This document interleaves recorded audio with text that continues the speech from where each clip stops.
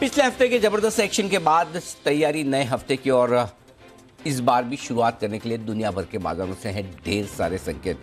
त्योहारी सीजन के बीच स्वागत है आप सबका शेयर बाजार लाइव में। नमस्कार, मैं हूं अनिल सिंघवी। और नमस्कार, मैं हूं दीपांशु भंडारी। और हफ्ते की शुरुआत है अनिल जी, कई सारी बातों पर बात करनी, बट एक दुखी खबर से हम शुरुआत कर रहे हैं। कल अनफॉर्चुनेट रोड एक्सीडेंट में साइरस मिस्त्री साहब का देहांत हो गया। बिल्कुल, काफ़ी कम उम्र में वो चले गए। 54 साल की मुश्किल से उनकी उम्र थी और बड़े यंग डायनामिक लीडर थे। टाटा ग्रुप के चेयरमैन के पद पर लंबे समय तक वो बने रहे। हालांकि विवाद काफ़ी हुए, लेकिन फिर भी वहाँ तक पहुँचना और जो उनका एकेडमिक ट्रैक रिकॉर्ड था वो गजब का था। मतलब उन्हें काफ़ी कुछ और करना था, बड़ा करना था, लेकिन अनफॉर्चुनेटली जो सड़क दुर्घटना हुई महाराष्ट्र में पालघर के पास में, वहाँ पर उनका निधन हो गया। तो एक बड़ी क्षति, बड़ा नुकसान उद्योग जगत को हुआ है साइरस मिस्त्री के जाने की वजह से।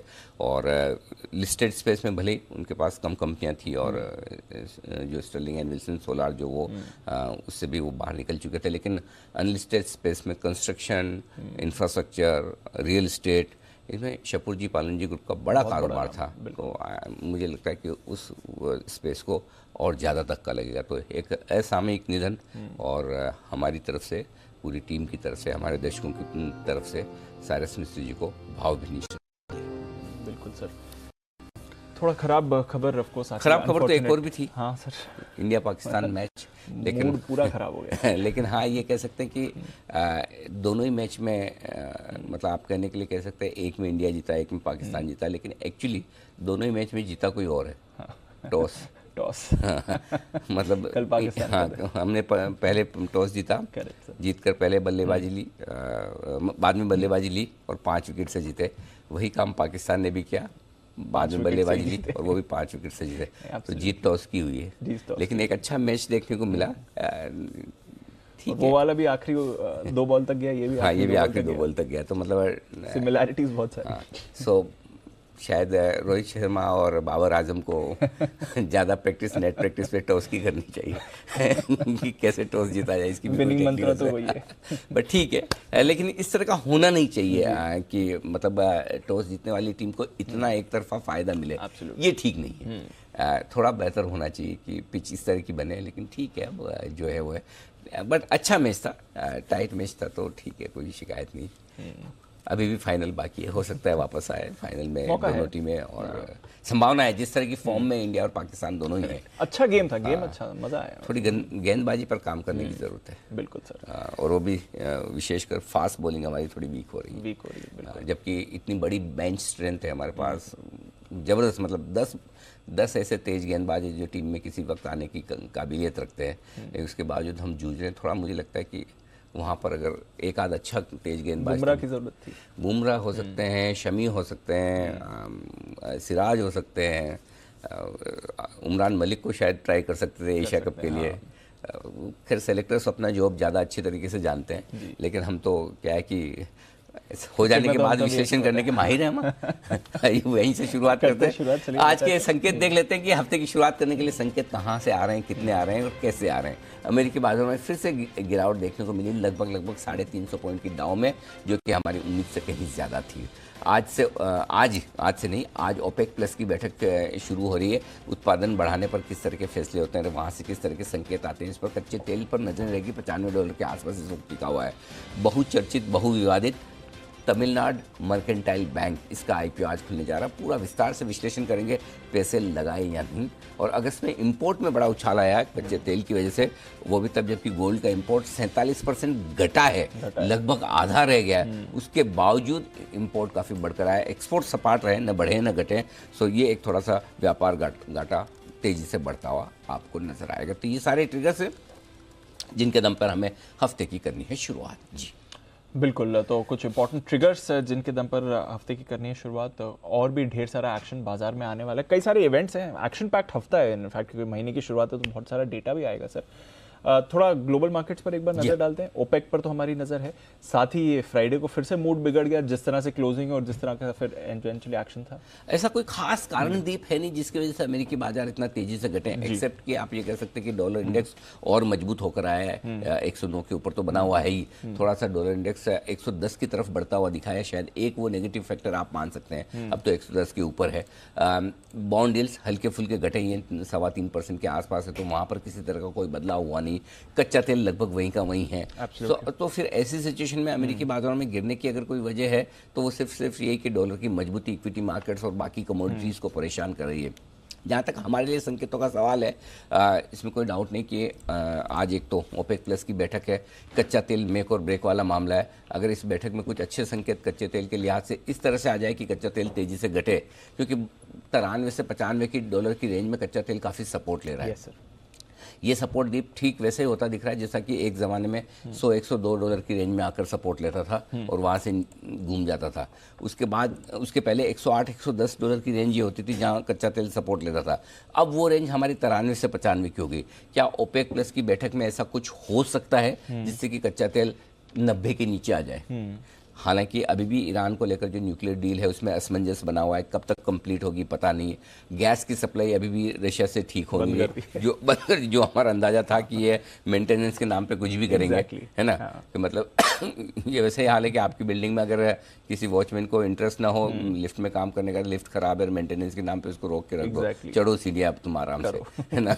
और जितने ज़्यादा ऊपर के फ्लोर पर रहने वाला आदमी बताता मैं इतना ऊपर रहता हूँ, उतने ही ज़्यादा चढ़ना पड़े, वैसा हाल हो जाता है। और बड़ी बिल्डिंग्स में आपको मल्टीपल लिफ्ट्स मिल जाएगी, यहाँ तो सप्लाई के लिए और ज़्यादा एक ही पाइपलाइन, वन वे ट्रैफिक है, वही वाली चीज़ है। तो मुझे लगता है कि ये दिक्कतें हैं ही अभी। सो बाकी हाँ, इस हफ्ते के जो डेटा आएंगे, अच्छा जॉब डेटा जो शुक्रवार को हम बात कर रहे थे वो उम्मीद के मुताबिक ही रहे, वहाँ पर कोई ऐसा झटका नहीं आया। और पावेल साहब इस हफ्ते एक बार फिर से पब्लिक भाषण देंगे, के बाद बढ़िया गोल्डन चांस है दीप अपनी गलती सुधारने का। 2 हफ्ते पहले जो किया और वहाँ से जो डराया था वो, तो इवेंट्स हैं काफ़ी, लेकिन ऐसी कोई बड़ी इवेंट आज की ओपेक प्लस की बैठक को छोड़कर कोई भी नहीं है। तो मेरे लिए 2 चीज़ें सबसे इंपॉर्टेंट है। राजा इवेंट में ये भी खबरें आ रही हो चाइना में और लॉकडाउन सख्त हो रहे हैं, केसेस बढ़ रहे हैं, क्या मतलब वैक्सीन की जगह पानी पिला रहे हैं क्या उनके लोगों को, है ना। मतलब पूरी दुनिया में कहीं कोविड नहीं बचा है, इन्हीं के पास बचा है। या तो इनको ठीक ही नहीं करना या है नहीं, भगवान जाने, जो भी हो। खैर उनकी प्रॉब्लम है वो समझे, हमें फ़र्क भी नहीं पड़ता ज़्यादा एक लिमिट के बाद। हाँ मतलब अब इसमें आजकल क्या हो गया, ये सारी चीज़ों में ना इकोनॉमिक मामले इतने घुस जाते हैं ना कि अंदर अंदर क्या चल रहा है पता ही नहीं चलता कि कितनी चीज़ें सही है कितनी गलत है। और स्पेशली चाइना जैसी देशों में जहाँ पर सब कुछ दबाकर छुपाकर रखा जाता है तो आपको समझ भी नहीं आएगा कि क्या हो रहा है क्या नहीं, जितना वो बता दे उतना आप मान लो। एग्जैक्टली वैसा वाला हाल है। सो एनीवे, तो ये सारी खबरों के बीच में ग्लोबल मार्केट्स में सबसे ज़्यादा इंपॉर्टेंट आज ही का दिन है। ओपेक प्लस की बैठक से हम संकेत लेने की कोशिश करेंगे। बाकी ठीक है, मार्केट पिछले 6 ट्रेडिंग सेशन में 6 में से 6 नैस्डैक नीचे बंद हुआ है, डाउ 6 में से 5 सेशन में बंद हुआ, एक दिन 150 पॉइंट बढ़ा था। सो कमोबेश आप ये कह सकते हैं कि अमेरिकी बाजारों में रुझान थोड़ी कमजोरी का है और इस लिहाज से आपके लिए अपसाइड लिमिटेड है। अब ऊपर आएंगे तो प्रॉफिट बुकिंग आएगी। दूसरा तर्क ये हो सकता है जो बड़ा काम का हो आज के सेशन में कि ठीक है भाई, अमेरिका तो ख़राब है, कमज़ोर है, लेकिन 6 दिनों तक घटने के बाद बढ़ने के चांसेस बढ़ जाते हैं। जी हाँ, बढ़ते हैं। आज रात अमेरिका में छुट्टी भी है, ये भी ध्यान रख लीजिए। आज आपको उठ कर बार बार डाउ नहीं देखना है। हाँ, डाउ फ्यूचर देखना चाहें तो आप ज़रूर देखिए, उसके लिए मनाही नहीं है, लेकिन डाउ ना देखें फिर आपको लगेगा बड़ा स्टेबल सा मार्केट दिख रहा है हिल नहीं रहा। हाँ, तो लेकिन छुट्टी है तो मेरे ख्याल से बहुत ज़्यादा संकेत आज ग्लोबल से फ्रेश नहीं मिलेंगे, जो है उसी से हमें काम चलाना। ठीक, चलिए तो ठीक है, आज ग्लोबल पर उतना फोकस नहीं रहेगा। डोमेस्टिक फैक्टर्स जो हमने लास्ट वीक भी बात करी थी, हमारे तो स्टेबल रहे, हमारे बाजार भी लार्जली स्टेबल रहे। ग्लोबल वॉलेटिलिटी में थोड़ा उतार चढ़ाव तो हमारा भी होता है, बट अगर आप फ्राइडे का भी सेशन देखें तो घुमा फिरा के एकदम फ्लैट ही बंद हुए। तो पिछले हफ्ते की जितनी भी ग्लोबल वीकनेस थी उसका इतना ज्यादा इम्पैक्ट हमने नहीं देखा। हाँ, अभी भी वैसे ही बरकरार है। दीप, ये बात तो सही है कि इनफैक्ट मैं ये कहूँगा कि 2 चीज़ें हैं जो बाज़ार बहुत स्ट्रॉन्ग दिखने की और दिखाने की कोशिश कर रहा है। पहली तो ग्लोबल मार्केट्स की कमजोरी, 6-6 दिन तक अगर अमेरिकी बाज़ार कमोबेश एक ट्रेंड के साथ नीचे बंद हो और हम अगर 17,500-600 पर टिके हुए हैं तो ये अपने आप में अचीवमेंट है। और ये भी बात तब है जबकि आपको इस 15,500 पे नहीं है, 17,500 पर है, ऊपर के लेवल पे। पहली चीज़। दूसरी चीज़, पिछले 3 दिनों से अगर आप देखें तो कोई एफआईएस का सपोर्ट है नहीं। इनफैक्ट वो बिकवाली के मूड में आ चुके हैं, स्पेशली एफएनओ में बिकवाली कर रहे हैं। और जनरली ट्रेंड यही देखा जाता है कि कैश मार्केट का एक्शन बाद में होता है, एफएनओ से एक्शन की शुरुआत पहले एफआईएस करते हैं। तो इंडेक्स भी बेच रहे और स्टॉक्स भी बेच रहे, जिस पर हम विस्तार से बात करेंगे। तो इन 2 फैक्टर के बावजूद अगर बाजार रुके हुए हैं तो शायद वही ट्रेंड को फॉलो कर रहे हैं जो पिछले कई सालों का है, कम से कम 5-6 सालों का, कि गणपति उत्सव के दौरान बाजार गिरते नहीं है। सो अब गणपति उत्सव खत्म होने के बाद क्या होगा वो देखने वाली बात। तो हो सकता है ये हफ्ता तो हम जैसे तैसे निकाल लें। अब इस हफ्ते के अंत तक अगर ग्लोबल मार्केट फिर से सुधरना शुरू हो जाए, वेल एंड गुड। अगर नहीं हुआ तो फिर इसके बाद आपको गिरावट का सिलसिला कभी भी शुरू होता हुआ दिख सकता है। सो तैयारी दोनों तरफ की रखनी, जहां एक और ग्लोबल फैक्टर्स और एफआईज आपको बहुत तेजी करने नहीं देंगे, वही लोकल मनी और हमारे बाजारों की स्ट्रेंथ बहुत तेजी से गिरने नहीं देगी। और जो हमारी आउट परफॉर्मेंस है दुनिया भर के बाजारों के मुकाबले में, वो बेहतर है। दूसरी चीज़, एक और ग्लोबल मार्केट्स के हमारे बाजारों की आउट परफॉर्मेंस की बात निकली, तो एक और इंटरेस्टिंग चीज़ जो हुई है इस वीकेंड पर कि हम ब्रिटेन को पीछे छोड़कर दुनिया में 5वीं सबसे बड़ी अर्थव्यवस्था। अब वही वाली बात है कि काफ़ी लोग उससे बड़े खुश हैं कि हम इतनी बड़ी अर्थव्यवस्था हैं, और काफ़ी लोग नाराज भी और दुखी भी। मतलब नाराज तो नहीं, दुखी भी कम, ये कह सकते, अभी भी खुश नहीं हो पा रहे हैं। कि जो खुश हैं वो जाहिर सी बात है 5वें नंबर पर आना अपने आप में एक बड़ी चीज़ है। और अब हमारी नज़र जर्मनी और जापान पर है कि उनको पीछे छोड़कर हमें कैसे आगे 3रे नंबर पर पहुंचना है। और अपने आप में ये अचीवमेंट किसी भी लिहाज से छोटा नहीं है। और स्पेशली उस देश को पीछे छोड़ना जिसने हमारे ऊपर कई सदियों तक हमारा पैसे ही मांग गया था। हाँ, हमारा पैसे ही मांग गया था। हमारे पैसे से ब्रिटेन की ग्रोथ आई थी, ये कहना गलत नहीं होगा। काफ़ी लोगों का ये भी मानना है कि हमारी साइज़ और ब्रिटेन की साइज़ देखें, बराबर है। हमारे यहाँ की जनसंख्या और वहाँ की जनसंख्या देखें, हमारे यहाँ की पर कैपिटा इनकम देखें, वहाँ की पर कैपिटा इनकम देखें, वो सब अपनी जगह ठीक है। लेकिन अगर वहाँ पर इनकम ज़्यादा है तो वहाँ पर खर्चे भी ज़्यादा, कॉस्ट ऑफ लिविंग भी ज़्यादा है। जो चीज़ यहाँ पर इस समय तो सोचिए कौन सा ऐसा देश दुनिया में देश है, यूरोप में घूम के आइए, देखिए मतलब इलेक्ट्रिसिटी और एनर्जी के जो हाल है बुरे, बिल 2-3 बिल हो गए। तो उस हिसाब से हम देखें तो हम तो अभी भी बहुत सेल्फ सफिशिएंट कंट्री है, हम दूसरों पर डिपेंडेंट नहीं है। तो उनको आप खाली अगर इस तरीके से देखें कि वहाँ पर हर आदमी की कमाई हमारे आदमी के मुकाबले में ज़्यादा है, तो आपको दोनों तरीके से देखना होगा। अगर खर्चे ज़्यादा हैं और कमाई ज़्यादा है तो सबके लिए समान लागू है। खर्चे कम है, कमाई कम है, इसका मतलब ये नहीं कि हमें और आगे नहीं बढ़ना है। बढ़ना है, निश्चित रूप से बढ़ना है, विकसित देशों में जाना है। जितनी पर कैपिटा इनकम बढ़ेगी उतना फ़ायदा होगा भी और होना भी चाहिए। लेकिन ऐसी कोई वजह नहीं कि जिसकी वजह से मुंह फुला के बैठे रहें। एग्जैक्टली नहीं, अच्छी ये तो अच्छी खबर है, खुश खबर। और एक चीज़ समझिए, चाहे आप इसे पसंद करें नापसंद करें, वो अपना सबका व्यक्तिगत मत हो सकता है, लेकिन अगर देश की इकोनॉमी ग्रो करती है तो उसका फायदा डायरेक्टली इनडायरेक्टली सबको मिलता है। सो इसलिए वो फायदा तो हमें मिल ही रहा है। हम चाहे इसे अच्छा तौर पर देखें, खराब तौर पर देखें, तो उम्मीद करते हैं कि दीप की दिल से इच्छा तो यही है जी कि जब हम टॉप 3 में पहुंचे तब आप और मैं शो करें। ऑफ कोर्स करेंगे सर, बिल्कुल करेंगे। और इसी तरह से बात करें कि देखिए ये दिन भी हमने देखा है और होना चाहिए, हमारी लाइफ टाइम में होना चाहिए। नहीं, आई थिंक हमारी लाइफ टाइम क्या आने वाले कुछ सालों में ही हो जाएगा सर, जिस पेस पर इकोनॉमी रफ्तार पकड़ रही है।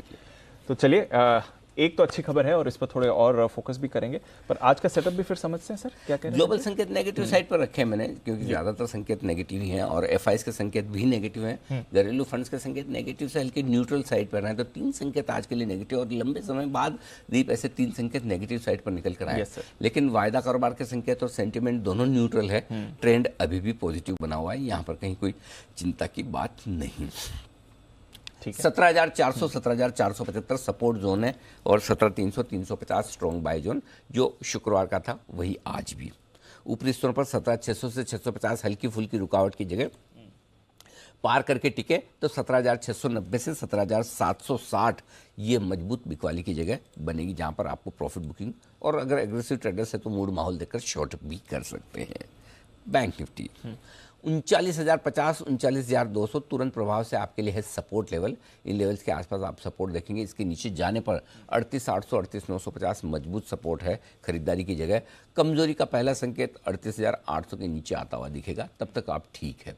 ऊपरी स्तर पर लगातार मैं 3 दिन से 4 दिन से कह रहा हूँ 39,550 39,750 की रेंज में बेचिए बेचिए बेचिए। आज 39,550 39,675 छोटी सपोर्ट रेंज है, छोटी रुकावट की जगह। इस रेंज से ही बेचना शुरू कर सकते हैं।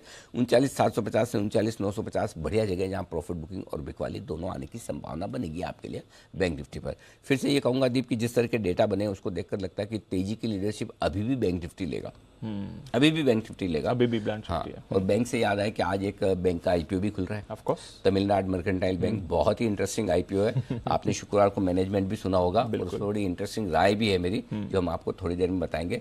आज से खुलने वाले इस आईपीओ में क्या करना है, पैसा लगाएं या नहीं। एब्सोल्युटली। तो 9 बजे अनिल जी से जानेंगे भी उनकी राय क्या है इस आईपीओ को लेकर। अच्छा, आज के सपोर्ट और रेजिस्टेंस कहाँ निकलते हैं सर? सपोर्ट लेवल्स दीप अगर आप देखें तो 17,525, 17,500 और 17,475 तीन छोटे सपोर्ट लेवल हैं। 17,450 400 मीडियम लेवल्स हैं, 350 300 और 225 फाइनल लेवल्स हैं निफ्टी पर सपोर्ट के लिहाज से। ऊपरी स्तरों पर 17,575 600 और 650 तीन छोटे लेवल हैं। 690 750 और 750 बड़े लेवल ये है आपके लिए निफ्टी पर। बैंक निफ्टी 39,425 पर आप बंद हुए हैं। 39,300 39,250 और 39,200 ये तीन छोटे लेवल हैं। 39,050 38,950 दो मीडियम लेवल है। 38,850 800 और 38,700 तक के बड़े लेवल हैं बैंक निफ्टी पर। ऊपर की तरफ 39,550 600 और 650 तीन छोटे लेवल है। 39,700 750 दो मीडियम लेवल हैं। 850 से लेकर 39,950 फाइनल लेवल ऊपर की तरफ बैंक निफ्टी के लिए। ये आपके लिए लेवल सारे हैं। ठीक है सर। अच्छा, थोड़ा डेटा समझाइए सर। 2 दिनों में आधी, बल्कि आधी के आधी से भी कम, आई थिंक 43% पर थी 2 दिन पहले एफआईएस की पोजीशनिंग 19% पर आ गई है। थोड़ा सरप्राइजिंग और शॉकिंग है कि एफआईएस बहुत तेजी से अपनी इंडेक्स लॉन्ग पोजीशन घटा रहे हैं। ऐसा लग रहा है कि दीप है ना, एफआईएस सिर्फ एक ही चीज को देखकर जो कोरिलेशन बना रहे हैं, जो मुझे डेटा देखकर समझ में आया वो ये है, आमतौर पर यह देखा गया है कि जब जब भी डॉलर इंडेक्स तेजी से बढ़ता है तब इमर्जिंग मार्केट से पैसा निकालने का सिलसिला एफआईएस का शुरू होता है और वहां से वो इंडेक्स में या मार्केट में अपनी जो भी तेजी की पोजीशन है वो कम करते हैं। एग्जैक्टली वो ट्रेंड दिख रहा है। आप देखिए, कैश मार्केट में खरीदारी से हाथ रोक लिया है उन्होंने। वायदा कारोबार में अच्छी खासी 2-2 हज़ार करोड़ की बिकवाली इंडेक्स स्टॉक ऑप्शंस में, स्टॉक्स और इंडेक्स फ्यूचर्स में करे जा रहे हैं। सो वहाँ पर उन्होंने प्रेशर बढ़ाया है और इंडेक्स में लॉन्ग पोजीशन घटाते नजर आ रहे हैं और वो बहुत क्लियर कट है। उसके अलावा और कोई कारण नहीं है। एकमात्र कारण है कि अगर डॉलर इंडेक्स मजबूत रहेगा तो एफआईएस के ज़्यादा पैसे की आप उम्मीद करिए मत। राइट। अब एक कोरिलेशन जो थोड़ा सा पीछे ले जाना चाहता हूँ और एफआईएस के डेटा में यही डिस्कस करूंगा आपके साथ में। कोरिलेशन ये कि 14-15 जून के आसपास आपने बॉटम बनाया था। Yes sir. तब एफआईएस की इंडेक्स लॉन्ग पोजीशन घटकर 11% के आसपास आ गई थी। और तब भी ऐसा ही हुआ था जब आप 25-27% से तेजी से घटकर नीचे आए। 3-4 दिन में एफआईएस की लॉन्ग पोजीशन तेजी से घटी। 3-4 दिन में बिकवाली के आंकड़े बड़े आए। फर्क तब और अब में सिर्फ एक है, तब बिकवाली के आंकड़े कैश मार्केट में भी थे। इस बार कैश मार्केट में नहीं, सिर्फ वायदा कारोबार में, पहली चीज। और वहां से फिर 3-4 दिन घटने के बाद बाजार वापस से आपको पता ही है 16 जून के आसपास 15,200 का लो बनाकर आप तेजी से ऊपर आ गए। सिमिलर सिचुएशन अभी बन रही है। नेगेटिव साइड पर सोचेंगे तो एफआईएस बेच रहे हैं, खरीद नहीं रहे। डॉलर इंडेक्स मजबूत है, डर है। इंडेक्स लॉन्ग पोजीशन घटकर 17% पर आ गई। पॉजिटिव साइड पर ये कि कितना बेचेंगे बेच के। हाँ। सिर्फ एक ही चीज है जो चिंता की बात है तब और अब में। तब आप 15,200 पर थे, घटने की जगह कम थी। अब आप 17,500 पर है, घटने की जगह अभी भी है। करेक्ट, वो एक फर्क है। लेकिन अब इसके सामने जो एक बड़ा लॉजिक है वो ये कि अल्टीमेटली तो मार्केट में दो ही चीजें काम करती है, लेने और बेचने वाले का दम। करेक्ट। अगर लेने वालों में दम है और वो अपना पैसा लगा रहे हैं, सबसे बड़ी जो कुछ दिनों पहले दीप हमने डिस्कस किया था कि अगर कोई फंड मैनेजर कुछ बेचना भी चाहता है तो जब तक फ्लो आ रहे हैं वो बेच। आज सपोज उसने एक्स स्टॉक बेचा, कैश में तो रहना नहीं है, कुछ तो लेना है। एक्स बेचकर वाई लोगे तो कौन सा सस्ता मिल जाएगा। एग्जैक्टली। सो जब तक फ्लोज हैं, लोकल फंड वाले भी बेचना नहीं चाहते हैं। इसीलिए आप देखिए 2000 पॉइंट तेजी से बढ़ने के बावजूद, 2800 पॉइंट तेजी से बढ़ने के बावजूद सेलिंग नहीं आती। नहीं तो पहले क्या होता था, जब एफआईएस खरीदने आएंगे हम सप्लाई देंगे, जब एफआईएस बेचने आएंगे तो थोड़े लोकल लेते थे। अब क्या हो गया, जब एफआईएस बेचने आते हैं तब तो लोकल फंड लेते ही हैं। अब जब एफआईएस लेने आ रहे हैं तब भी देने वाला कोई नहीं। बोला मैं दूं, मुझे कौन देगा। एग्जैक्टली। ये अच्छा पॉइंट है ना। सो अल्टीमेटली अगर मैंने किसी फंड में पैसा लगाया और फंड को तो मैंडेट यही है कि जो इन्वेस्टर आपको पैसा दे रहा है आप अच्छे शेयरों में लगाओ। राइट। अगर फंड ने कैश रखा और कैश रखने की वजह से उसकी परफॉर्मेंस कमजोर हुई तो इन्वेस्टर तो सवाल पूछेगा, भाइयों पैसा आपको इसलिए दिया था कि आप इन्वेस्ट करें, अगर आप नहीं कर सकते कैश ही रखना तो मैं मेरे बैंक में ना रख लूं। एग्जैक्टली। आपको देने की जरूरत क्या है? उसके ऊपर से आप मुझसे फीस भी तो लेते हो तो उनको तो लगाना ही है। अब लगा के अगर आपको लगता है कि 2000 पॉइंट 2500 पॉइंट 3000 पॉइंट बढ़ गया इंडेक्स और एफआईज लेने आ रहे हैं, चलो अपने सप्लाई करते हैं बाद में वापस, भाई साहब आ ही नहीं रहा नीचे। तो इंटरेस्टिंग सिचुएशन बन रही है मेरे ख्याल से। अगले 1-2 दिनों में अगर यही एफआईज की इंडेक्स लॉन्ग पोजीशन 11-12% के आसपास आया, दिमाग लगाने की जरूरत नहीं, वहाँ खरीदना है। कोई जीरो के दुकान बंद करके नहीं चले जाए, अगर बंद करके चले जाए तो चले जाए, आखिरी बिक वाली, उसके बाद तो नहीं करेंगे ना। जो दुकान बंद करके चला गया उठ गया ना, खत्म। सो अपने तो सिंपल है, अपने थोड़ा और ये एफआईज लॉन्ग पोजीशन नीचे आएगी तो खरीदने का मौका, मेरे को डर नहीं, मेरे को डर नहीं, क्योंकि जब तक हमारे इन्वेस्टर डटे हुए हैं, हमारी लिक्विडिटी है, मैं चाहता हूँ सारे इन्वेस्टर जिनको मौका मिले जापान की तेजी को पढ़ें। जापान में साल तो मुझे याद नहीं आ रहा, बहुत लंबी वाली तेजी जो बनी थी 18-20 साल की, राइट सर, जिसमें जापान के बाजार गजब के भागे थे पूरे रिटेल के पैसे से। तो रिटेल के पैसे में क्या ताकत है वो जापान को पढ़ के समझना चाहिए। और वैसी तेजी हमारे यहाँ क्यों नहीं बन सकती? तब जाके जापान की इकोनॉमी दुनिया में टॉप 3 में आई थी। Right sir. उस समय तो शायद टॉप 2 में रही होगी, चाइना से तो बड़ी थी। काफी बड़े थे। सो वो सिचुएशन इंडिया की बन रही है। जो जापान में हुआ सेम इंडिया में हो रहा है अब। वही इकोनॉमी की मजबूती, वही प्रोडक्शन बेस्ड इकोनॉमी, वही रिटेल का पैसा, वही जबरदस्त कंजम्पशन, वही यंग पॉपुलेशन। आज जापान की सबसे बड़ी प्रॉब्लम ओल्ड पॉपुलेशन है। उस समय सबसे बड़ी उनकी पॉजिटिव ये थी कि यंग पॉपुलेशन। एग्जैक्टली हम जो जापान कर रहा है वैसे ही कर रहे हैं। फर्क सिर्फ इतना उनकी साइज और देश छोटा था, हमारी जियोग्राफिकली और पॉपुलेशन काफ़ी बड़ी है। सो आई थिंक बहुत डरने की जरूरत नहीं, लेकिन हाँ थोड़ा और नीचे आ जाए एफआईएस के इंडेक्स लॉन्ग पोजीशन, खरीदने के मौके मिलेंगे। चलिए, पुट कॉल रेशियो 1.04। हाँ ये कंफर्टेबल है दोनों का। बैंक निफ्टी का भी 0.96 ठीक है। एफआईएस की डेटा चूंकि इतने डिस्कस कर लिए, जल्दी से यही बता दूं, कैश में भले ही 9 करोड़ की बिकवाली की एफआईएस ने, छोटा है, लेकिन वायदा कारोबार में 2065 करोड़ के इंडेक्स और 2400 करोड़ के स्टॉक फ्यूचर्स दबाकर बेचे, यानी कि लगभग 4500 करोड़ की बिकवाली। और शुक्रवार को भी ऐसे ही बड़े आंकड़े थे। लोकल फंड्स ने भी 670 करोड़ की बिकवाली की, लेकिन कोई खास बड़ी बात नहीं, ये छोटी मोटी बिकवाली और उनका ट्रेंड भी नहीं है। एक आध दिन लेते हैं, एक आध दिन देते हैं। आजकल बड़े ब्लॉक्स भी बहुत सारे हो रहे हैं। सो एग्जैक्ट अंदाजा लगाना मेरे लिए भी मुश्किल काम है कि वाकई में कितना डायरेक्शनल बेचा है। बैंक निफ्टी का पोर्टफोलियो विक्स 2% घटा है 1955 में, ठीक है। मौजूदा पोजीशन 17400, एक ही स्टॉप लॉस है इंट्राडे और क्लोजिंग बेसिस पे 17400। जिनको क्लोजिंग बेसिस पे दूर का स्टॉप लॉस लगाना है, मैं आपको 3 ऑप्शन देता हूं। जिनको बहुत दूर का स्टॉप लॉस चाहिए 17300 का लगाए, बाकी क्लोजिंग बेसिस पे 17400। जिनको एकदम छोटा लगाना है 17500 भी लगा सकता है। इंट्राडे में आपको छोटा स्टॉप लॉस रखना है 17475 का भी रख सकते हैं शुक्रवार के लो का, और बाकी 17400 ठीक है। तो सब मिला मिलू के 17400 बेटर है। इंट्राडे क्लोजिंग पे ये रख लीजिए। और बैंक निफ्टी पे 39200 इंट्राडे स्टॉप लॉस है शुक्रवार का लो आप, और क्लोजिंग 38950 है। आपको थोड़ा दूर का स्टॉप लॉस रखना है इंट्राडे में, आप 38950 भी लगा सकते हैं, जो कि 500 पॉइंट दूर होगा। आपकी श्रद्धा पर है, अगर आप लगाना चाहें, नहीं तो 39200 लगाइए। शॉर्ट पोजीशन पे 17700 आपका स्टॉप लॉस है, शुक्रवार को भी यही दिया था, आज भी यही है। क्लोजिंग 17760 का है, आपको छोटा रखना है 17700 भी रख सकते हैं। और बैंक निफ्टी में एक ही स्टॉप लॉस है, लगातार 4 दिनों से दे रहे हैं, वो नए इंट्राडे में काम आ रहा है, मतलब काम आ रहा है, ये ट्रिगर नहीं हो रहा है, मतलब काम ही आ रहा है। 39750 शुक्रवार को भी आप 39677 पर जाकर रुक गए, तो 39750 760 पार करेगा तब आपको शॉर्ट काटनी है, तब तक आप ठीक है। ठीक है सर, अंडरस्टूड। नई पोजीशन लेना है निफ्टी 17350 17400 की रेंज में, अगर आए तो चांस कम है, नोट करके खाली रख लें।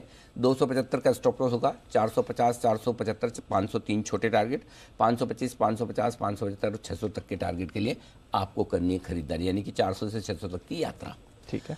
एग्रेसिव ट्रेडर्स आज 400 से 475 की रेंज में निफ्टी आए, वहीं पर खरीद लीजिए, आपको ज़्यादा इंतजार नहीं करना है। स्टॉप लॉस 17300 का होगा आपका, और टारगेट जो बनेंगे छोटे टारगेट हैं 3, 500 525 550, मीडियम टारगेट है 575 600 और बड़े टारगेट 650 से लेकर 750 की रेंज के निकल कर आते हैं। सो एग्रेसिव ट्रेडर्स के लिए 17400 17475 की रेंज में ही खरीद लेना है। और देखिए डीप प्रीमियम है 25 पॉइंट की, आपका SGX है 17520 पे, यानी कि आप 475 के आसपास खुल सकते हैं और वहां खुले तो फिर चांस ले लीजिए खरीदने का, मौका मिलेगा एक एग्रेसिव ट्रेडर के तौर पर।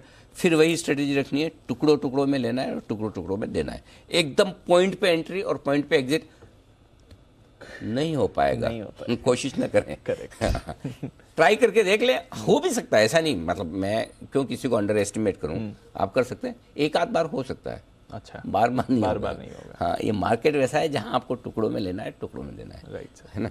ठीक ठीक है, अब आइए बैंक निफ्टी, नहीं, सॉरी बेचना बेचना, हाँ 650 से 750 की रेंज में बेचे, 650 पे शुरू करो, थोड़ा 700 फिर 750 आए तो और 3 टुकड़ों में बेचे, 800 का स्टॉप लॉस होगा। टारगेट जो बनेंगे 600, 575 और 550, 3 छोटे टारगेट, 525 और 500, 475 3 मीडियम टारगेट और बड़ा टारगेट 400 तक का, बस इतना काफ़ी है। बैंक निफ्टी हो गया, हाँ बैंक निफ्टी खरीदना है। एक तो वही हमारी फेवरेट रेंज है 38,800 39,000, अगर आए तो, जो शुक्रवार को भी आई नहीं, आज आए तो इस रेंज में ट्राई करिएगा।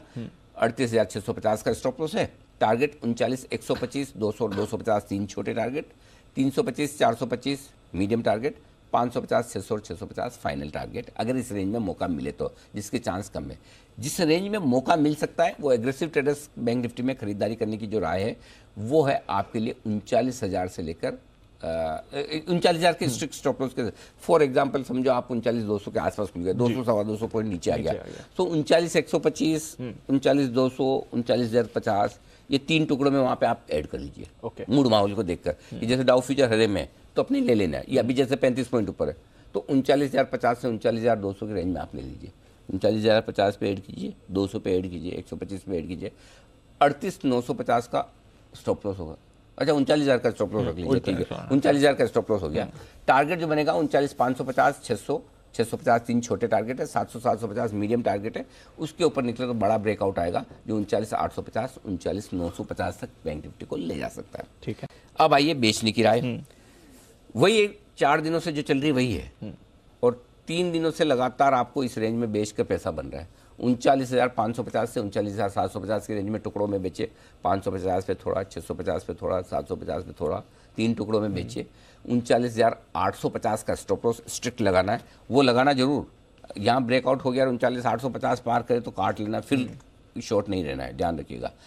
टारगेट जो बनेंगे 39,425 300 2 छोटे टारगेट है, 39,250 200 और 39,050 मीडियम टारगेट है, 38,950 38,850 और 38,800 तक के फाइनल टारगेट के लिए करनी है बिक वाली। तो रेंज का इंतजार करें, रेंज में ऊपर की रेंज में आने पर टुकड़ों में बेचिए, नीचे की रेंज में आने पर टुकड़ों टुकड़ों में खरीदिए, सिंपल। अंडरस्टूड सर, ठीक है। बैन लिस्ट भी अब ऐड हो गया, डेल्टा कॉप इस सीरीज में पहले आ गया, हाँ आ गया, तो डेल्टा कॉप पर आज बैन में रहेगा, इस पर रखिएगा नजर। बाकी डेटा तो समझ लिया सर, कोई इंपॉर्टेंट लेवल्स वायदा कारोबार? इंपॉर्टेंट लेवल्स वायदा कारोबार में दीप है, एक ही है, नीचे की तरफ 17,500 इसके नीचे ही कमजोरी के संकेत मानिए, ऊपर 17,600 इसके ऊपर ही मजबूत बनिए। तो आप 17,500 और 17,600 की रेंज में अगर आप टाइम पास करते तो कर दे दीजिए, 25-25 पॉइंट दोनों तरफ का क्वेश्चन ले लीजिए। 17,475 के नीचे से आप खराब होना शुरू होंगे, 17,625 के ऊपर से मजबूत होना शुरू होंगे।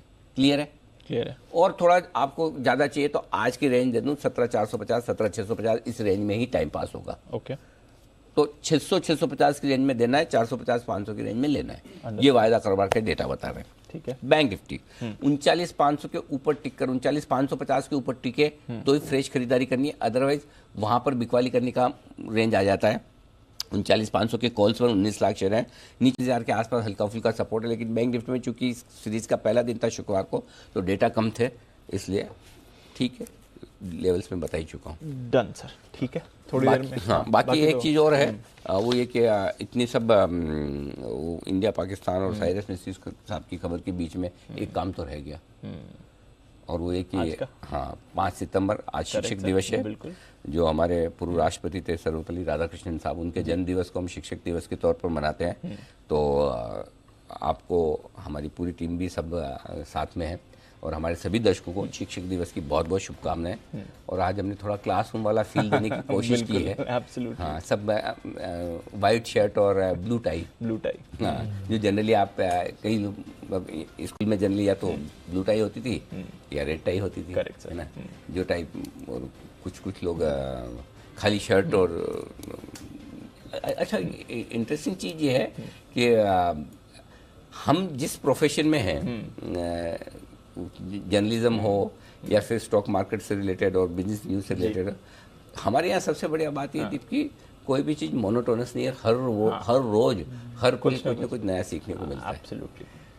इनफैक्ट मैं वही बात करने वाला था कि आपको सबसे ज़्यादा तो हमारी तरफ से आपको शुभकामनाएं सर और बधाई, क्योंकि टीचर तो आप हैं ही, हमारे कोच भी हैं एक तरह के, और हमारे नहीं, हम सबके लिए चैनल में तो हैं, बट बाजार के लिए भी जो नई नई चीज़ें आप रोज सीखते हैं और फिर हमें सिखाते हैं। हाँ, वो मतलब मुझे खुद को मतलब ये लगता है कि हर रोज कुछ, और जितना आप मार्केट से प्यार करेंगे, जितना आप अंदर घुसेंगे, उतना नया सीखने को, नया समझने को मिलता है।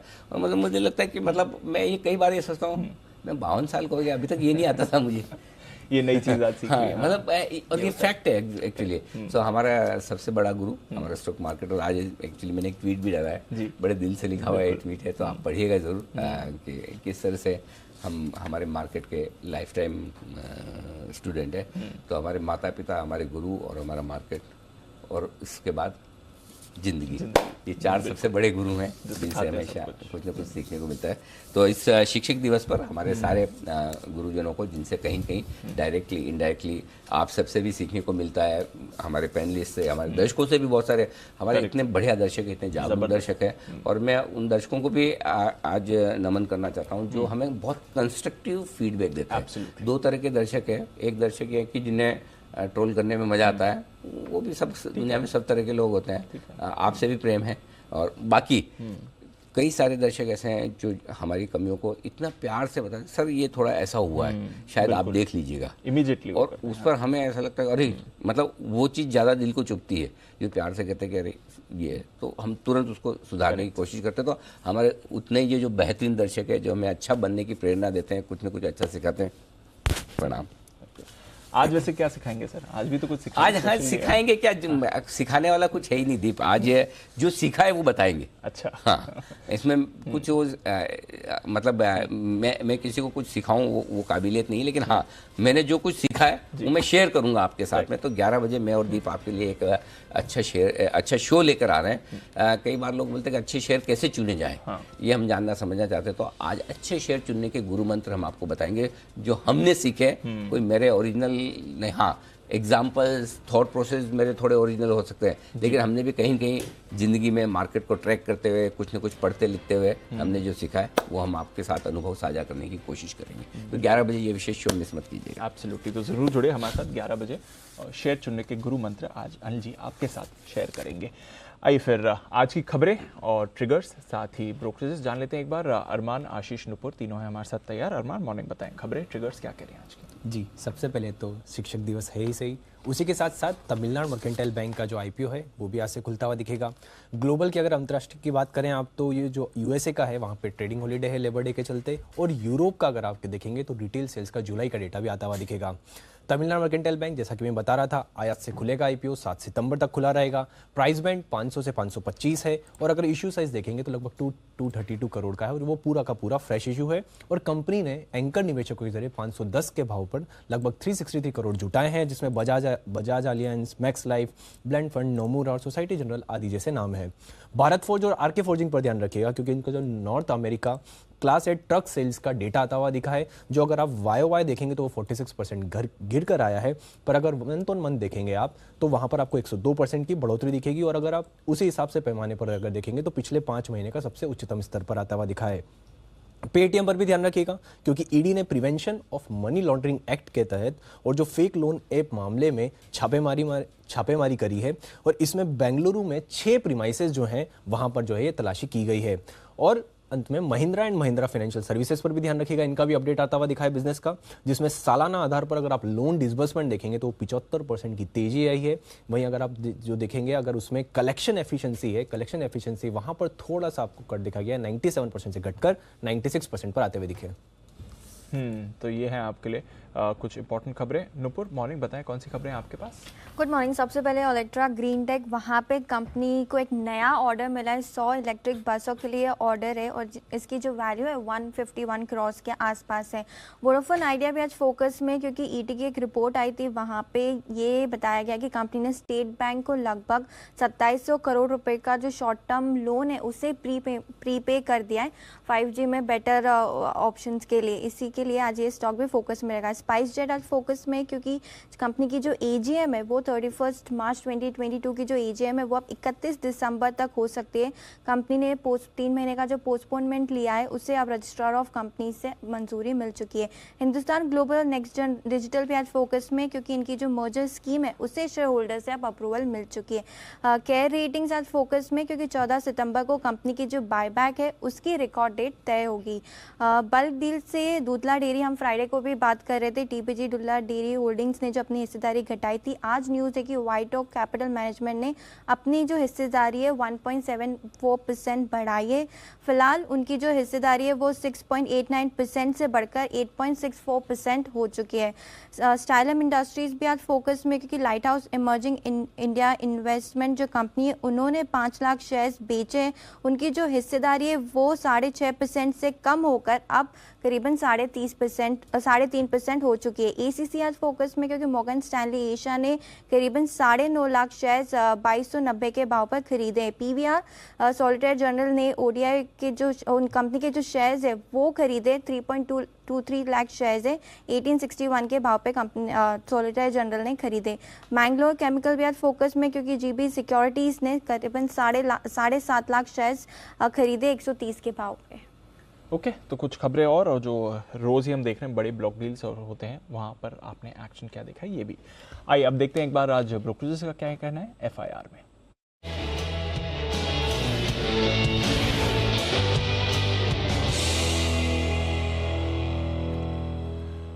मॉर्निंग आशीष, बताएं क्या कह रहे हैं आज ब्रोकर? Good morning Deepanshu. देखिए, सबसे पहले रिलायंस इंडस्ट्रीज दिग्गज, जहां पर मॉर्गन स्टैनली की तरफ से रिपोर्ट आई है। ओवरवेट की रेटिंग को बरकरार रखा और लक्ष्य बढ़ाया है 3015 से बढ़ाकर 3085 कर दिया। 2531 की क्लोजिंग है और ये मान रहे जो इन्वेस्टमेंट साइकिल की शुरुआत हुई है उसका फायदा आगे जाके देखने को मिल सकता है। और पूरे बाजार में अगर आप देखें तो इनकी टॉप पिक है रिलायंस इंडस्ट्रीज, तो यहाँ पर आपको नजर रखनी है। भारतीय एयरटेल, यहाँ पर जेफरीज की तरफ से रिपोर्ट आई है, खरीदारी किराए को बरकरार रखा है, लेकिन जो लक्ष्य है वो थोड़ा सा काटा है, 875 से घटाकर 855 कर दिया है, 735 की क्लोजिंग है। इवेंचुअली देखिए डिविडेंड यील्ड के हिसाब से अगर आप देखें या फिर आगे ग्रोथ के हिसाब से देखें तो काफ़ी बुलिश है, लेकिन थोड़ा सा टारगेट प्राइस इन्होंने एडजस्ट किया है। आईसीआईसीआई बैंक यहाँ पर सीरियस की तरफ से रिपोर्ट आई है, खरीदारी किराए को बरकरार रखा है, 872 की क्लोजिंग है, 1040 रुपये का लक्ष्य दिया है। और ये कह रहे जो क्रेडिट ग्रोथ है उन्होंने पॉजिटिवली सरप्राइज किया। पिछले 12 महीने में अगर आप देखें तो बैंक का ट्रैक रिकॉर्ड काफ़ी बढ़िया है और आगे जाकर भी क्रेडिट ग्रोथ में अच्छी बढ़त देखने को मिलेगी। तो इन्हें आईसीआईसीआई बैंक और साथ में स्टेट बैंक ऑफ इंडिया, ये 2 स्टॉक ऐसे हैं जो पसंद आ रहे हैं। टोरेंट फार्मा यहाँ पर भी नजर रखिएगा, जेफरीज की तरफ से रिपोर्ट आई है, 1520 रुपये की क्लोजिंग है, 1484 रुपये का लक्ष्य दे रहे हैं। और ये मान रहे हैं कि कुछ रिपोर्ट्स ऐसा इशारा करेंगे कि कुरेशियो हेल्थ केयर में ये हिस्सेदारी करेंगे 2100 करोड़ में, तो इसके चलते स्टॉक के ऊपर इन्होंने रिपोर्ट निकाली है। एमएनएम फाइनेंस यहाँ पर देखिए अपडेट आया है, इसके बाद मॉर्गन स्टैनली ने ओवरवेट की रेटिंग को बरकरार रखा है, 209 रुपये की क्लोजिंग है, 225 रुपये का लक्ष्य दे रहे हैं। ये कह रहे डिसबर्समेंट और कलेक्शन दोनों में मोमेंटम जो है स्ट्रॉन्ग रहा है, लेकिन कलेक्शन एफिशिएंसी अगस्त महीने में थोड़ी सी गिरी है, इसके चलते यहाँ पर नजर रहेगी। और अंत में नायका, यहाँ पर मॉर्गन स्टैनली की तरफ से रिपोर्ट आई है, ओवरवेट की रेटिंग को बरकरार रखा है करीब 1890 के लक्ष्य के लिए। ओके, तो ये है सारी की सारी रिपोर्ट्स। नायका पर दमदार रिपोर्ट आई है, लगभग 1900 तक के टारगेट्स यहाँ पर देते हुए मॉर्गन स्टैनली। आइए बढ़ते आगे और मुलाकात करते सभी एक्सपर्ट से, सभी गुरुओं से, और आज वक्त है पिक ऑफ द वीक का।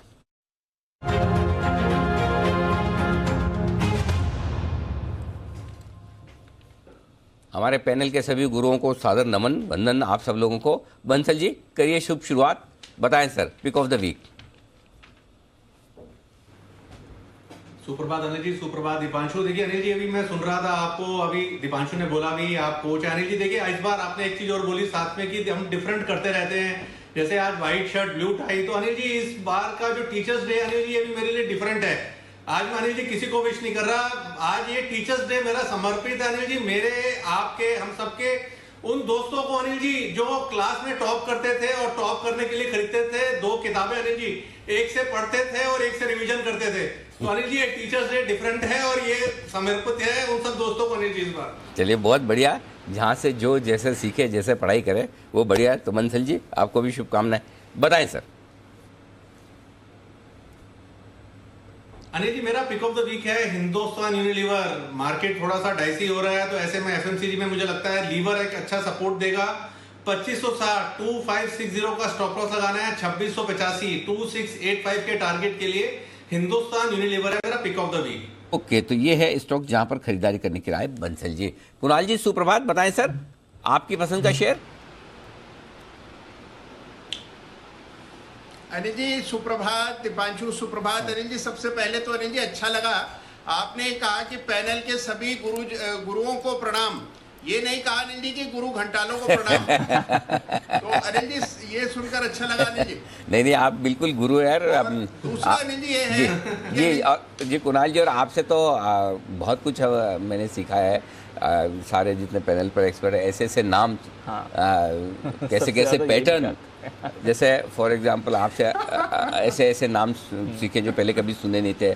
बंसल जी से ऐसी ऐसी इंग्लिश सीखी जो कभी पहले सीखी नहीं थी। ऐसा मतलब जहाँ से जो जो मिलता है मैं लेता रहता हूँ। तो इसलिए आपको बहुत बहुत प्रणाम है जी। अनिल जी आप तो शिक्षक हैं, अनिल जी आप तो टीचर हैं और ऐसा क्लासरूम आपको मिला है जिसमें अनिल जी इतने जबरदस्त छात्र हैं और कितनी अनिल जी आप कितनी स्किल के साथ अनिल जी ऐसे छात्रों को भी हैंडल कर लेते हैं अनिल जी जो समय से पहले होमवर्क से बचने के लिए क्लास वर्क करने लगते हैं, और ऐसे छात्र अनिल जी जो दूसरे को बोलने का मौका नहीं देते उनको भी अनिल जी आप हैंडल कर लेते हैं और मेरे जैसे अच्छे पढ़ने वाले छात्र को प्रोत्साहन देते हैं। इसके लिए बहुत बहुत धन्यवाद अनिल जी।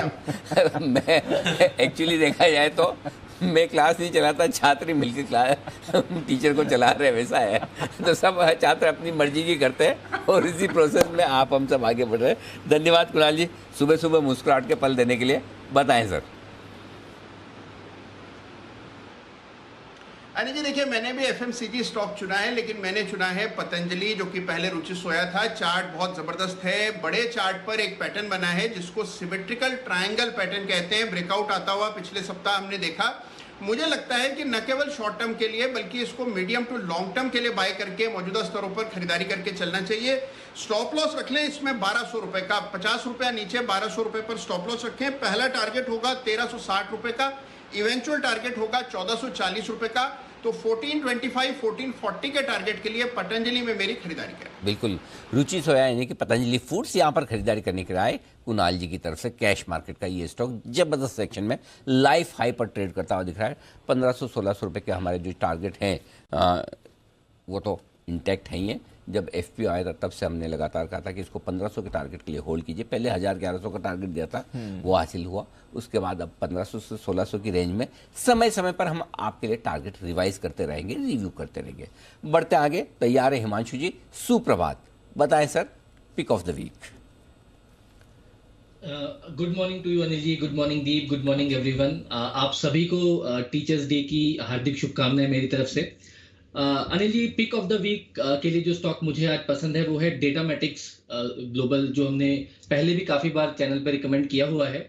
मुझे लगता है कि यहाँ पर जो वीकली क्लोज आया है वो काफ़ी अच्छा है और लगभग अक्टूबर 2021 के बाद जिस तरह का ये पैटर्न का ब्रेकआउट करने की ये स्टॉक तैयारी कर रहा है, मेरा ऐसा मानना है कि स्टॉक खुले नीले आकाश में चलने के लिए तैयार है। बड़ा अच्छा inverted complex head and shoulder का ब्रेकआउट यहाँ पर होने के कगार पर है। मुझे लगता है बड़ी मूव स्टॉक्स में आते हुए नजर आएंगी, तो डेटामेटिक्स इस हफ्ते के लिए मेरी खरीदारी के लिए पसंद रहेगी। 330 रुपए के आसपास का अनिल जी क्लोज है। यहाँ पर इस हफ्ते के लिए 365 और 380 रुपए के टारगेट्स आते हुए नजर आ सकते हैं। 318 रुपए का स्टॉप लॉस लगाना है, लेकिन पोजिशनल तौर पर मुझे लगता है 100 रुपए से भी ज्यादा बड़ी मूव स्टॉक में आने वाले कुछ समय में देखने को मिल सकती है। ओके, तो ये है आपके लिए डेटामेटिक्स में खरीदारी करने की राय हिमांशु जी की तरफ से। डेटामेटिक्स को बार बार लगातार पसंद करने वाले जैन साहब भी हमारे साथ है तैयार। सुप्रभात जैन साहब, बताएं सर आपकी पसंद का शेयर इस हफ्ते के लिए। बिल्कुल, very good morning Anil ji. First of all happy teachers day to the markets. सबसे ज्यादा तो सीखते वहां से, एंड स्पेशली टू यू, आपसे बहुत सीखा अनिल जी। पिछले 13-14 सालों में मतलब एज अ पैनलिस्ट और टीवी पे आते आते, और जो आपने शुरुआत में जैकपॉट से लेकर अब तक जैन साहब के जेम्स तक जितना सिखाया है, मतलब मैं कृतज्ञ हूँ सीरियसली अनिल जी। मेरे अलावा भी दूसरों से भी सीखते हो ना आप, खाली नहीं तो सब लोग बोलेंगे खाली आपने ही सिखाया जैन साहब को, बाकी नहीं, मैंने सबसे पहले इसलिए मार्केट्स बोला, हाँ, मैं भी ठीक है। मार्केट और बाकी जितने भी मेरे को पैनलिस्ट है, राकेश जी, कुणाल जी, अभी हिमांशु जी तो इस बार फ्राइडे को साथ ही थे, तो फ्राइडे इवनिंग शो जब कर रहा था तो मेरे ऑफिस आए हुए थे, बहुत ही मजा आया था। और बाकी दीपांशु जी से अभी रिसेंटली 2 साल से सीखने को शुरू किया है, बहुत मजा आ रहा है, and the learning will go on. Markets तो रोज सिखाता ही है। बस ये ध्यान रखना है जैन साहब की, जैसे आप कर रहे बंसल जी से भी सीखते हैं, मुझसे भी सीखते हैं, किसी और से भी, किस से कितना क्या क्या सीखना है उसकी मात्रा आप तय करके रखें, वो ध्यान जरूर रखें। ऐसा तो ये एक अच्छे स्टूडेंट की सबसे बड़ी निशानी होती है, कहाँ से क्या क्या लेना है। बाकी आप स्वयं समझदार हैं। जी सर, बताइए सर। ओके अनिल जी, देखिए मैंने जो फ्राइडे इवनिंग शो में मैंने दिया था स्टॉक्स, उनका नाम मैं रिपीट करता हूँ। इंट्राडे एफएनओ पिक के तौर पे मैंने एक्सिस बैंक दिया था, और पोजिशनल पिक के तौर पे अरविंद लिमिटेड, जिसको मैं बहुत कम वैसे जिक्र करता हूं, बट गजब की कंपनी, इनकी ग्रुप कंपनियां मैंने सारी रेकमेंड की हुई है, बट पोजिशनल पिक के तौर पे अरविंद लिमिटेड बहुत बढ़िया लगता है। एंड लॉन्ग टर्म पिक पे देखिए रियल एस्टेट में काफी माहौल बना हुआ, और one of my favourite picks मेरी और बहुत सारे को पैनलिस्ट यानी सेठी साहब है या सब लोगों ने दिया हुआ है, वो पीएसपी प्रोजेक्ट्स, जो कि लॉन्ग टर्म पिक के तौर पे बहुत ही बेहतरीन वैल्यूएशन, बेहतरीन कंपनी। और अब मैं इस वीक की अगर मैं बात करूं तो टॉप पिक जो है, जैसा लास्ट वीक तो मैंने पॉलीमेडिक्योर दिया था और ऐसा मैनिक मंडे था, और उसके बाद जो परफॉर्म किया, अब लगता नहीं कि ये परफॉर्म उतना करेगा कि नहीं करेगा, बट क्वालिटी स्टॉक है गरवारे टेक्निकल फाइबर्स, जिसको मैं बहुत सालों से नीचे के लेवल से देते हुए आ रहा हूं। तो Garware Technical Fibres is my main pick of the week. बाकी जो सारे स्टॉक्स है वो मैं बताना चाहूंगा। एक अतुल लिमिटेड है, एक आईजीएल लिमिटेड है, गैस वाले स्टॉक्स में माहौल बना हुआ है, और एचडीएफसी लिमिटेड, ये 3 stocks. And last but not the least Ambuja cements. Okay, तो ढेर सारे स्टॉक्स आए हैं जैन साहब की तरफ से। एक तो आईजीएल आपको खरीदना है 418 के आसपास, एचडीएफसी लिमिटेड है 2444 के आसपास, अतुल लिमिटेड, ये एक और स्टॉक पसंद है जैन साहब को, अतुल लिमिटेड पर भी आप नज़र रखिएगा, यहाँ खरीदारी करने की राह है। और अंबुजा सीमेंट ये भी पसंद है, और साथ ही गरवारे वाला कौन सा है जैन साहब? Garware technical fibre, okay, Garware net sweats बनाते हैं स्पोर्ट्स की। एक मैंने लास्ट वीक दिया था गरवारे हाईटेक फाइबर्स, ओके, तो ये बड़ा वाला भाव वाला, ओके। दोनों के फाइबर में सर वो पॉलिएस्टर वाला है, और ये वो नाम, ये एक्चुअली बात आपने बहुत सही कही है, ये बेसिकली दूसरे वाले प्रोडक्ट्स बनाते हैं, स्पोर्ट्स नेट, फिशिंग नेट्स और ये सारे काम करती है, और वो पॉलिएस्टर वाला फाइबर है। तो ऐसे जैसे हाथ लगाने से आपको पता चल जाता है कि ये ऐसा हाथ लगा के छूने से पता चल जाता है, जैसे कपड़े में पता चलता है ये पॉलिस्टर है, कॉटन है, वैसा फाइबर में पता चलता है सर? वो मैं फाइबर, अब ये तो आपने फंसा दिया मुझे Anil ji.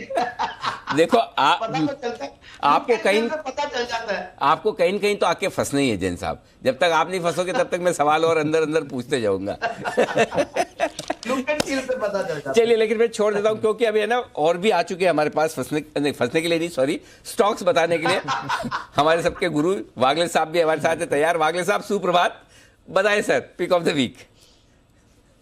Anil ji good morning, Deepanshu good morning, सभी टीचर्स को हैप्पी टीचर्स डे। और मैं पिक ऑफ द वीक दूं उसके पहले आपने फंसाने की बात की, आपने मुझे एक्चुअली में आज फंसाया है। अच्छा, कैसे? हाँ, ये कैसे आपने पूछा, तो ऐसा है अनिल जी, पिछले 2 साल से मैंने टाई पहना नहीं था लगभग, और आज मुझे टाई का नॉट मैं भूल गया, और पहनते जितनी मुझे मॉर्निंग से मेरा पूरे तैयार होने में टाइम लगा, उतना टाई का नॉट पहनने में टाइम लगा। सर देखो, ये तो फिर भी ठीक है, लोगों को तो शादी के दिन कितनी प्रॉब्लम होती है, बहुत सारे लोगों के तो लाइफ में एक ही दिन टाई पहनते हैं, वो पहला और आखिरी दिन वही होता है शादी वाला, उसके बाद कभी पहनते नहीं है। और उस दिन है ना, वैसे देखा जाए जैन साहब इसको अच्छी तरह से जानते होंगे, जो शादियां राजस्थान में, तो उस दिन सबसे ज्यादा पूछ उस आदमी को होती है जिसको टाई बनाना आता है। हाँ एग्जैक्टली, दूल्हा भी है ना, उसको पास में रखता है अपने, इसको है ना, ये वाला दोस्त कहीं इधर उधर मत जाने, इसको टाई बनाना आता है, उसकी बड़ी इंपॉर्टेंस होती है। देखो हर एक हुनर की इंपॉर्टेंस है। लेकिन आप मैं बताना चाहता हूँ वागले साहब कि आप जो आपने अवतार बदला है, एक बहुत मजे हुए पॉलिटिशियन वाले अवतार से आप एकदम प्रोफेशनल लुक में जो आए, आप बहुत ही अच्छे लग रहे हैं। रोज भी लगाएं तो हमें बड़ा पसंद आएगा और आपकी भी प्रैक्टिस हो जाएगी। जी सर, बताएं pick of the week. Thank you Anil ji. मेरा पिक ऑफ द वीक होगा LIC हाउसिंग फाइनेंस, जिसमें पिछले हफ्ते एक मल्टी वीक रेजिस्टेंस इसने क्लियर किया है, लगभग 405 410 ये रेंज में, 418 का बंद है। मुझे लगता है ये स्टॉक ये हफ्ते में आउट परफॉर्म करेगा। ये मूव कंटिन्यू होनी चाहिए। मेरा टारगेट 460 का है और मेरा स्टॉप लॉस 408 का है, तो 10 रुपए की रिस्क है और लगभग 40 रुपए का रिवॉर्ड बनता है। तो ये बहुत ही अच्छा trade setup as a trader मैं देख रहा हूँ। शब्दों को इंटरचेंज न कर लें। 8 का स्टॉप लॉस है, 60 का टारगेट, 60 का स्टॉप लॉस, 8 का टारगेट न लगा लें। तो जो वागले साहब ने बताया उसे गौर से सुने। LIC housing.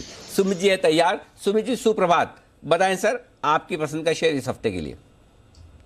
Good morning Anil ji, good morning Anil जी। सबसे पहले तो टीचर्स डे की आप सभी को और सभी दर्शकों को बहुत बहुत शुभकामनाएं। हाँ। इसी तरह से लाइफ में जैसे मार्गदर्शन करते आ रहे हैं वैसे करते रहिए, ताकि लाइफ में सीखने को मिले, समझने को मिले और आगे बढ़ने को मिले। बिल्कुल इसी सुमित के जी। साथ मेरा सभी को पूरा नमन है। हाँ सुमित जी, एक चीज आपको कॉम्प्लीमेंट देना चाहता हूँ मैं आज सुबह सुबह जी।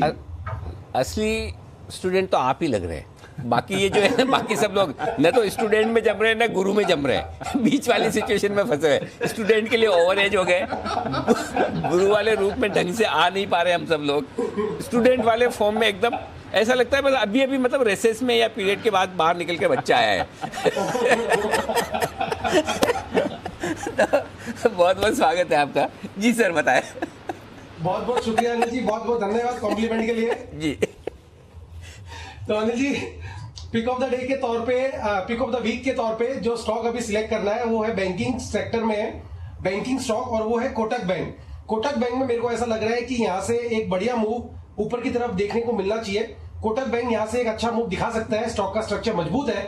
इस हफ्ते में ऊपर में 1960 रुपए से लेके 1980 रुपए तक के लेवल कोटक बैंक में ऊपर में देखने को मिल सकते हैं। खरीदारी करें, 1880 का स्टॉप लॉस लगाए, 1960 और 1980 ये 2 टारगेट्स के लिए। परफेक्ट। तो ये है कोटक बैंक इस हफ्ते की पसंद का शेयर सुमित जी की तरफ से। आइए करते शुरुआत फर्स्ट ट्रेड की हेडलाइंस के साथ।